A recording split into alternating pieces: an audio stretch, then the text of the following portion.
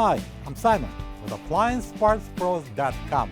Today we're going to show you how to repair your appliance. Are you ready?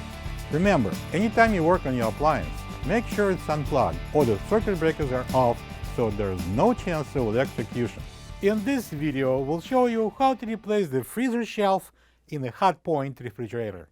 It's going to be a very easy repair, should only take a few minutes to show you how to do it.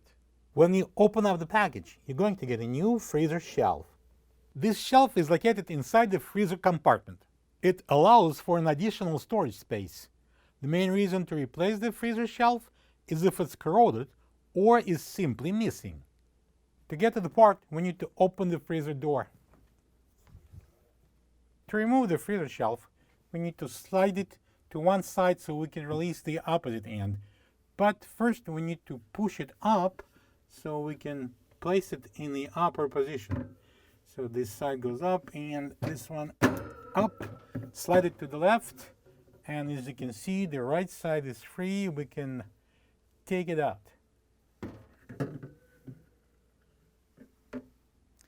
This is the old freezer shelf next to the new one.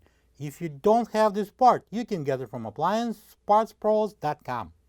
I'm going to bring in a new freezer shelf, and I'm going to slide this left side in the upper position into these two slots all the way in. Then I'm going to lift up on the right side, slide it into these two slots in the bottom area. And then I'm going to press down on the left side so we can lock these two posts in. And now we can close the freezer door. Plug the fridge back in and make sure it's cooling. Thank you for being a part of another successful repair brought to you by AppliancePartsPros.com.